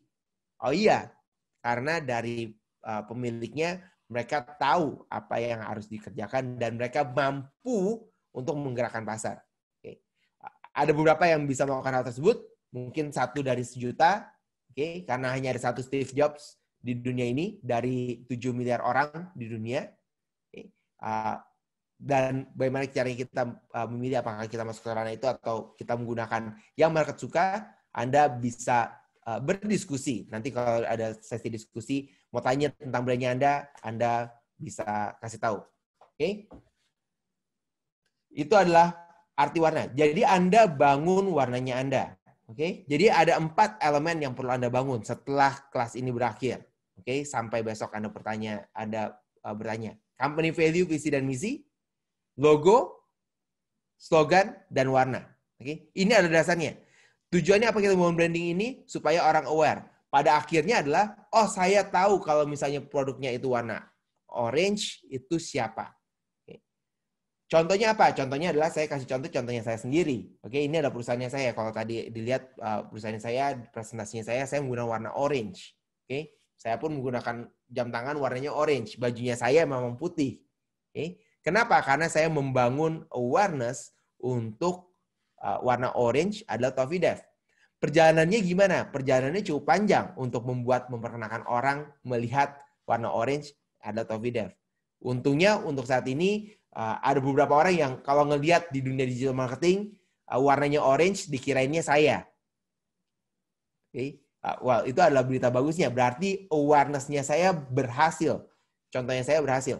Karena pada saat kita mau branding bukan hanya tentang warna, oke? Bukan hanya tentang logo, bukan hanya tentang slogan, tapi warna yang lebih banyak dilihat sama orang juga bisa kita gunakan. Oke? Jadi kalau di Toffee Dev semuanya warna orange. Jadi semua event kita warnanya orange. Nah, beberapa pertanyaan yang suka ditanyakan kalau saya ngomongin tentang branding adalah harus mulainya dari mana? Kita mulainya dari mana? Mulainya dari company value, visi, dan misi. Susah banget bikinnya. Boleh nggak sambil jalan? Jawabannya adalah boleh, tentu saja boleh. Toffee Dev kita nggak bangun visi misinya kita dari awal. Saya juga membangun visi misi Toffee Dev berulang kali dirubah. Oke? Kenapa dirubah? Karena ada visinya kayaknya nggak serak ya, kayaknya nggak pas, kayaknya nggak sesuai. Tapi itu ada cara yang salah juga di awal. Oke? Kita mulai berusaha tanpa memiliki visi dan misi. Dan di awal perjalanan saya di Toffee Dev, awalnya itu kita nggak punya arah. Kita baru punya visi misi itu setelah 4 tahun apa 5 tahun kita berdiri. Okay. Pertumbuhannya setelah kita punya visi dan misi itu jauh lebih besar dibandingkan sebelumnya. Kalau sebelumnya kita mengikuti air kemanapun air mengalir. Nggak tahu mau ngapain ya ini. Sejak saya diperkenalkan tentang visi dan misi, baru kita ketahui, oke, apa yang harus kita lakukan. Dan itulah logo Toffee Dev yang Anda lihat sekarang. Di sebelah presentasinya saya, di sebelah kanan bawah, itu ada logonya kita. Oke, logonya tetap warna orange. Semua aplikasi brand setelah saya mengerti tentang hal-hal ini. Oke, jadi jangan tungguin seperti saya 4-5 tahun nggak tahu mesti ngapain. Kalau Anda bisa mulai sekarang, Anda udah tahu sekarang, maka Anda harus aplikasikan di dalam bisnisnya Anda. Oke. Nah, bagaimana kalau sudah mulai bisnis, belum melakukan branding? Seperti yang saya bilang, sekarang adalah saat yang tepat untuk Anda mulai memikirkan tentang brandingnya Anda. Mulai dari hal-hal kecil. Oh, saya udah punya packaging. Kemarin udah bilang packaging, udah bilang logistik. Oh, saya udah punya packaging, udah cetak 10.000, tapi warnanya belum sesuai sama saya. Apa yang dilakukan? Jangan cetak baru. Oke. Kalau punya budget untuk cetak baru, saya akan sarankan cetak baru. Oke. Tapi kalau belum, kalau kita masih udah ada ya stoknya, maka kita habiskan terlebih dahulu, okay, baru sambil memikirkan apa branding yang tepat setelah produk itu selesai, produknya habis. Jadi packaging mungkin dirubah, logonya mungkin dirubah dan seterusnya. Okay? Karena merubah brand itu nggak semudah saya ngomong. Kalau saya ngomong harus rubah brand sekarang, wah terus Anda rubah brandnya sekarang. Terus yang dimarahin saya, oh kemarin ikut pelatihan, kata pelatihnya harus rubah brand. Waduh, berat di sayanya. Ntar ditelepon suruh benerin brandnya. Oke. Nah, ini ada yang tanya dari Abdul Wahid dari Banten. Untuk membuat brand logo, visi dan misi sebaiknya menggunakan berapa warna dan bagaimana cara memadukannya. Menggunakan berapa warna? 1 warna utama. Oke, 1 warna utama. Jadi kalau warna orange itu adalah warna utamanya kita. Nah, pada saat kita membuat warna, kita bisa memilih 4-5 warna yang sesuai dengan brandnya kita, yang bagus. Nanti saya akan tunjukkan gimana caranya kita milih warnanya kita. Oke? Setelah ini, setelah materinya kita selesaikan dan dimasuk ke langkah-langkah yang harus Anda lakukan. Besok kita ada sesi tanya jawab. Setelah acara ini, kalau ada waktu istirahat, saya sarankan Anda untuk mengerjakan tugasnya. Apa aja tugasnya? Nanti saya bagikan di langkah terakhir. Oke? Sekarang kita mulai dulu nih dari kita baru bangun fondasinya untuk membangun brandnya kita. Sekarang kita udah punya brand, logo, kita udah punya warna. Oke, warnanya kita adalah A, warnanya kita adalah biru, warnanya kita adalah orange. Kita akan melakukannya. Sekarang kita mau ada di mana-mana untuk di dunia online. Caranya gimana? Sebelum kita berada di mana-mana di dunia online, kita harus mengenal digital assetnya dulu untuk kita melakukan pemasaran secara online. Oke, jadi masih panjang nih perjalanannya. Nggak cepat, nggak praktis, tapi cukup praktis karena Anda belajar ini hanya 2 jam. Nggak perlu belajar 3,5 tahun untuk belajar branding, untuk belajar marketing. Nah, kita harus tahu digital asset kita itu di pemasaran online itu ada apa aja. Apa yang dimaksud dari digital asset? Digital asset adalah satu properti yang kita miliki atau kita gunakan di dunia online untuk mempromosikan produknya kita. Contoh-contoh digital asset, kita bisa punya website kita sendiri, kita bisa punya social media account, oke, Instagram, Facebook, LinkedIn, dan seterusnya. Kita bisa punya di e-commerce atau marketplace. Oke, ini adalah digital asset. E-commerce atau marketplace, kalau Anda yang jualan produknya di e-commerce atau marketplace, maka Anda mau punya toko di e-commerce tersebut, di marketplace tersebut. Tapi kalau Anda jualnya bukan produk, maka mungkin Anda nggak gunakan marketplace. Tapi dari digital asset ini, Anda harus memiliki semua aset yang bisa kita miliki. Kenapa? Karena website akan memberikan satu hal, social media account akan memberikan satu hal yang lain. Kenapa hal ini penting? Kenapa kita mau punya semua propertinya kita di digital asset? Karena dengan kita memiliki properti kita, kita bisa meningkatkan brand awareness kita. Karena kita mau, sekali lagi, goals-nya adalah bagaimana kita berada di mana-mana. Gimana caranya? Yang pertama adalah kita harus gunakan digital asset ini sebagai identitas bisnisnya kita. Kita membangun business identity. Kalau orang ngelihat, orang tahu bahwa itu adalah punya kita.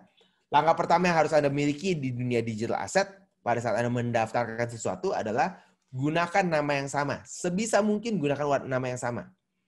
Di tempat saya namanya TofiDev. Semua digital asset yang kita gunakan namanya adalah TofiDev. Kita nggak pakai TofiDev lalu ada Tofi International, Tofi atau nama pribadinya saya Ryan Tofi dan segala macam. Untuk bisnis saya menggunakan semuanya namanya adalah nama yang sama. Sebisa mungkin Anda memiliki nama yang sama. Kalau namanya udah diambil sama orang gimana? Maka kalau tanya saya akan mengganti namanya. Karena saya tahu seberapa penting digital asset tersebut. Tapi udah terlanjur gimana? Ya kalau udah terlanjur, Anda harus membangun dengan lebih susah untuk nama tersebut. Oke. Jadi selalu gunakan nama yang sama untuk di semua digital asset. Dan kenapa kita mau punya digital asset secara online? Karena setelah kita punya digital asset, kita akan membangun kepercayaan. Apalagi kalau semuanya konsisten warnanya, semua konsisten logonya, semua konsisten produknya. Maka akan lebih dipercaya. Oh, yang produk ini lebih bagus, lebih dipercaya. Lebih kalau kita beli, barangnya pasti dikirim. Karena kebanyakan dari kita, ini barangnya bakal dikirim nggak ya? Ini kok bagus nggak ya? Kita nggak tahu apakah akan dikirim atau enggak. Dan kenapa kita mau punya digital asset? Karena ini juga salah satu tools untuk membangun awareness-nya kita. Dan dengan kita memiliki digital asset, kita akan lebih mudah ditemukan. Digital assetnya kalau gitu apa aja? Semua digital asset, semua account, semua website portal yang bisa kita daftarkan, kita akan daftarkan dengan nama brand dan warna yang kita miliki. Oke. Jadi, perlu nggak punya website? Perlu. Beli websitenya, daftarin nama websitenya Anda, lalu buat sesuai dengan brandnya Anda. Instagram, account LinkedIn, saya belum pakai LinkedIn. Apa tuh LinkedIn ya? LinkedIn adalah sosial media juga. Tapi saya nggak pakai LinkedIn. Terus perlu nggak daftarin? Jawabannya adalah perlu. Oke, daftarin dulu aja. Buat brandnya Anda ada di situ. Setidaknya minimal-minimalnya Anda bikin nama logonya Anda, logonya tersebut ada di LinkedIn. Kenapa? Karena target audiensnya kita atau pelanggannya kita, mereka bisa ada di mana aja. Dan mereka bisa mencari di mana aja. Dan satu hal yang Anda nggak ingin dapatkan adalah pada saat seseorang cari produknya Anda, yang ketemu produk kompetitornya Anda. Daripada itu terjadi, mendingan Anda ada di mana-mana terlebih dahulu. Toh membuat account di Instagram, membuat account di Facebook, membuat account di LinkedIn, Anda nggak perlu biaya. Kan? Semuanya gratis. Anda bisa bikin untuk di YouTube, Anda e-commerce, ada banyak e-commerce di Indonesia, Anda bisa daftarin ke semuanya. Kebanyakan dari mereka nggak bayar untuk bikin toko di tempat mereka. Anda bikin terlebih dahulu. Terus kalau nggak diurusin gimana? Yang penting Anda ada dulu. Oke? Anda bisa bilang bahwa toko Anda tutup. Anda bisa bilang bahwa produknya habis. Tapi setidaknya pada saat orang mencari di marketplace tersebut, mereka bisa melihat bahwa Anda ada di situ. Nah, itu adalah salah satu cara gimana kita bisa berada di mana-mana. Pertanyaan yang biasa ditanyakan mengenai hal ini, apakah harus memiliki website? Jawabannya adalah, saya sangat mendorong atau saya sangat menyarankan untuk memiliki sebuah website. Kenapa? Karena website adalah salah satunya properti yang kita miliki. Okay. Kalau di sini punya rumah, pengen punya rumah, rumahnya mau punya sendiri atau kontrak? Punya sendiri lebih enak katanya. Okay. Nah, di bisnis online, yang kita punya sendiri apa? Ya website-nya kita. Sosial media, kita ngontrak. Kita ngontrak sama Facebook, kita ngontrak sama Instagram. Oke. Kalau apa sih yang nggak enak dari kontrak? Dari kontrak adalah kita harus tahu peraturan yang punya rumah. Oke. Instagram punya peraturan sendiri, Facebook punya peraturan sendiri. Kalau punya rumah sendiri, bebas semau gue katanya.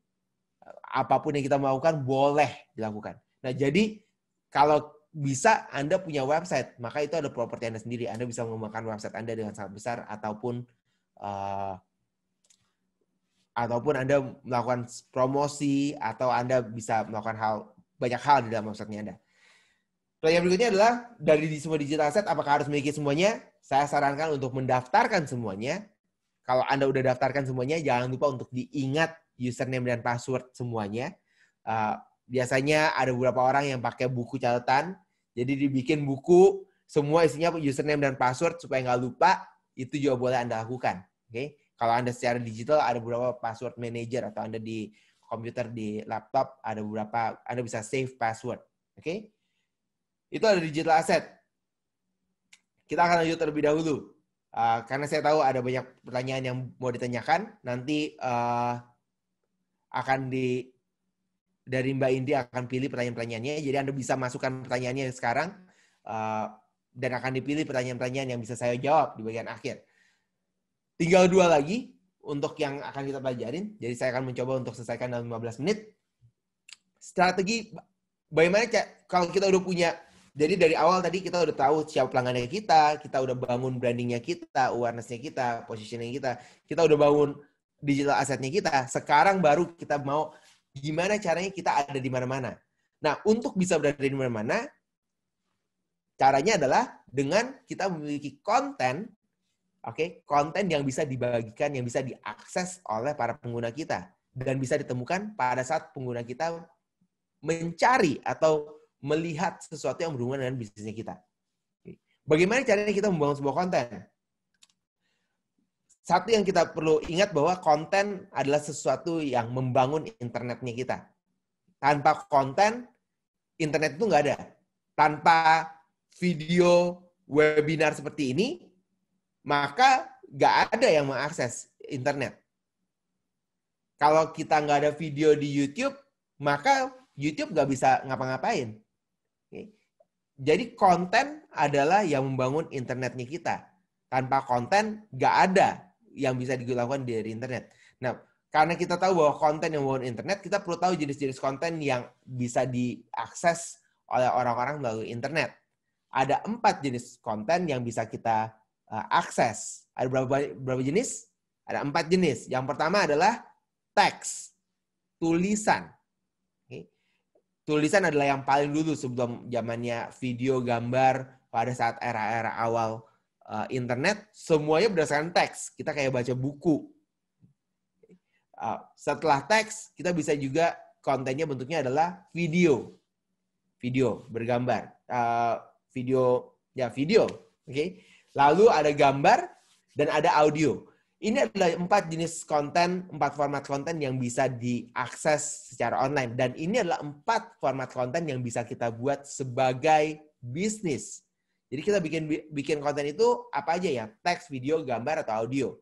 Pertanyaannya adalah yang mana yang paling populer? Yang mana yang paling banyak diminati orang-orang? Jawabannya adalah video. Okay? Video yang paling atraktif untuk orang-orang. Kalau kita bikin video, orang bisa stay, nonton produknya kita, baca konten yang kita buat. Lihat yang konten yang kita buat. Yang paling nggak menarik adalah teks. Apalagi di Indonesia, teks. Oh, nggak ada yang baca buku teks tebel-tebel.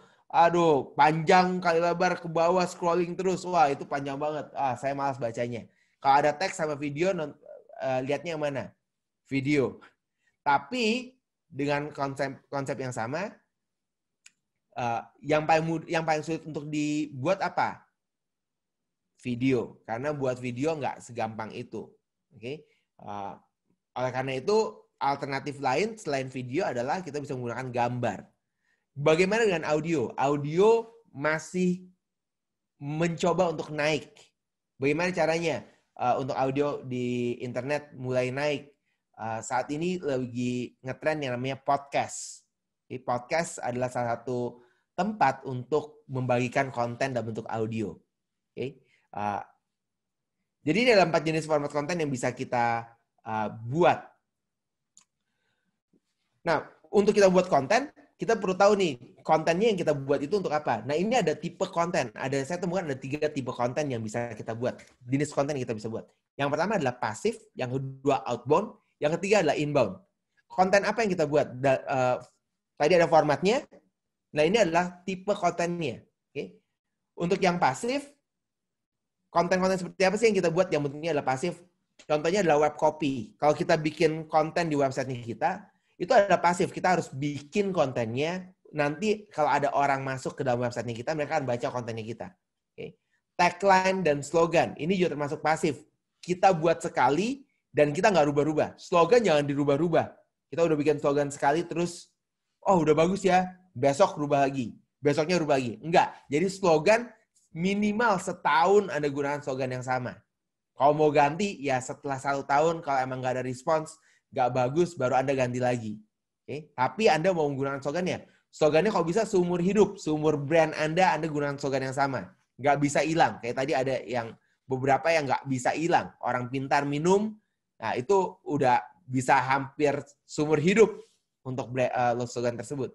Kalau dirubah, akan merubah brandnya lagi. Jadi kalau bisa jangan dirubah. Okay? Ya ini adalah bentuk konten yang kita bikin sekali. Bentuknya adalah pasif. Kita bikin sekali dan kita tinggalkan begitu saja. Tapi di saat yang sama, ini adalah konten yang harus terus-menerus kita buat. Yaitu namanya adalah outbound content. Okay?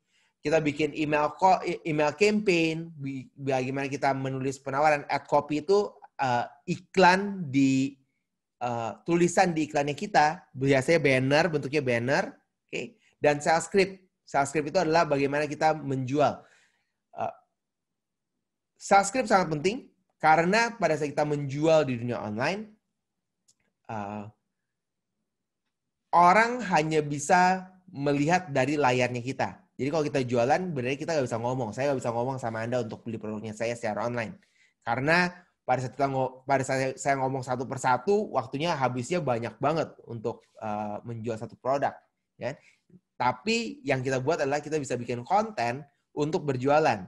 Nah, bagaimana caranya kita menulis konten tersebut? Nah, ini adalah tantangan yang cukup besar di dalam pemasaran online. Bagaimana sih caranya supaya orang tertarik? Bagaimana sih caranya supaya orang mau beli pada saat melihat produknya kita? Karena pada saat mereka beli produknya kita, mereka belum tentu akan langsung beli. Ya, kita harus menawarkan kepada mereka supaya mereka bisa beli. Dan ada inbound content. Inbound content itu ada blog, sosial media, e-books, white papers. Ini adalah konten-konten yang kita buat untuk menarik orang masuk tempat kita.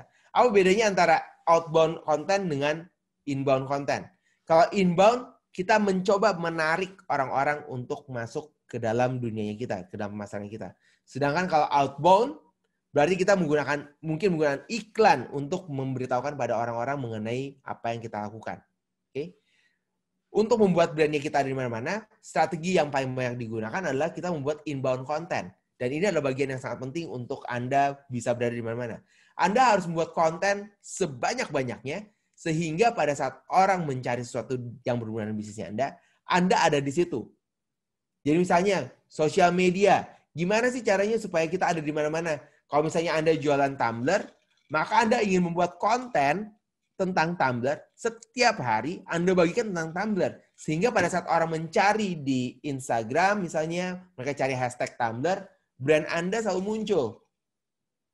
Kalau tadi ada ayam suwir, gimana caranya supaya pada saat orang datang, pada saat orang cari makanan buat anak, misalnya, makanan anak, gimana caranya ayam suwirnya itu muncul terus? Caranya adalah dengan membuat konten terus-menerus. Sejauh ini bisa dimengerti? Oke? Jadi itu adalah hal yang perlu Anda lakukan ke dalam bisnisnya Anda. Anda harus bikin secara terus-menerus. Kontennya dibuat terus-menerus. Oh, saya nggak punya waktu untuk bikin konten. Anda buat waktu untuk bikin konten. Karena, sekali lagi, internet dibangun dengan konten. Kalau kita mau ada di mana-mana, caranya ada dua. Yang pertama adalah outbound, yang kedua adalah inbound. Kalau inbound, Anda hanya butuh waktu, effort, usaha untuk membuat ada di mana-mana. Kalau Anda menggunakan outbound, Anda butuh budget marketing untuk bisa ada di mana-mana. Pilihannya ada di Anda. Oh, saya mau ada di mana-mana supaya pada saat orang ngelihat, kita selalu ada. Pasang iklan di Facebook, pasang iklan di Google, pasang iklan di tempat lain. Ya boleh nggak? Boleh aja. Tinggal kaliin aja budgetnya. Budgetnya nggak kecil. Untuk Anda yang pengen tahu berapa budget yang dibutuhkan untuk beriklan, oke? Yang bisa saya bagikan, kalau Anda buka YouTube, saat ini Anda buka YouTube, dan di atasnya itu suka ada iklan, oke? Di atasnya suka ada iklan, itu iklannya bayarnya per hari, oke? Untuk masuk di iklan YouTube per hari itu, satu hari hanya boleh ada satu perusahaan, dan satu perusahaan itu bayar ratusan juta, sekitar mungkin 300-400 juta untuk bayar iklan satu hari. Itu adalah budget marketing yang perlu Anda keluarkan untuk bisa ada di YouTube dalam satu hari. Kalau Anda menggunakan outbound content. Oke, kalau Anda menggunakan inbound, Anda perlu membangun konten secara terus-menerus. Anda mungkin lihat ada beberapa orang yang kok kontennya dia selalu bikin setiap hari. Kenapa? Karena dia mau ada di mana-mana. Pada saat orang mencari sesuatu, dia muncul. Dan membuat inbound konten ini gimana? Sesuai dengan target pelanggannya Anda. Makanya tadi saya bilang target pelanggan ini sangat penting. Karena pada saat target pelanggannya Anda siapa, target pelanggan itu akan mencari sesuatu yang berhubungan dengan apa yang mereka sukai. Okay? Maka Anda ingin berada kemanapun saat pelanggan Anda itu mencari sesuatu. Kalau kita targetinnya ke orang yang lebih luas, maka sangat sulit untuk menargetin pada semuanya. Effortnya kita, kalau tadi Anda bilang, oh bikin konten susah. Nah kalau targetnya untuk banyak orang, lebih susah lagi. Jadi Anda harus membuat satu strategi yang lebih efektif dan efisien, untuk membuat strategi yang tepat untuk target audiens yang Anda targetkan. Jadi kalau targetnya kepada A, ya udah A. Anda bikin konten semuanya untuk A. Kalau Anda suka pencinta kopi, ya udah Anda bikin konten semuanya tentang pencinta kopi. Gimana caranya bikin kopi yang enak, gimana caranya kopinya tahan lama, gimana caranya rasanya nggak berubah, apa yang harus dilakukan, pemilihan biji kopi, gimana cara giling kopi, dan seterusnya. Kenapa saya tahu kopi? Karena saya juga pencinta kopi. Kayak saya contohnya pencinta kopi. Oke? Jadi konten yang harus Anda buat adalah bagaimana Anda membuat konten untuk inbound kopinya Anda. Oke? Dan pada saat inbound copy akan menarik orang-orang yang mencari. Kita sebutnya sebagai inbound search. Orang-orang yang mencari. Orang yang mencari itu seperti apa? Orang cari di Google. Di Google mereka cari Ryan Kristomojono. Orang di Google cari Toffee Dev. Oke? Itu adalah inbound search berdasarkan dari brand. Namanya, branded. Oke, Ryan Kristomojono cuma Ryan Kristomojono doang. Siapa yang cari Ryan Kristomojono? orang yang udah kenal saya. Mereka cari di Instagram Ryan Kristomulyono. Okay? Mereka cari di Twitter Ryan Kristomulyono. Okay? Mereka yang sudah tahu namanya saya, mereka akan melakukan pencarian. Berapa banyak yang akan mencari berdasarkan branded name-nya Anda? Tergantung dari awareness yang Anda buat. Semakin besar awareness yang Anda bangun, maka yang mencari Anda akan semakin banyak. Namun kebanyakan bisnisnya kita belum sampai ke bangun awareness-nya itu. Saat ini nama saya kalau cari di Google, untungnya udah keluar. Kalau Anda ketikkan Ryan K, udah ada satu suggestion yang dikeluarkan sama Google. Kristomulyono. Okay. Sebelumnya nggak ada. 10 tahun yang lalu cari Ryan Kristomulyono, saya harus nyari yang lengkap. Sekarang mulai oke bangun awareness-nya. Okay. Tapi kebanyakan adalah kita menarikkan pada yang non-branded search. Non-branded search itu seperti apa?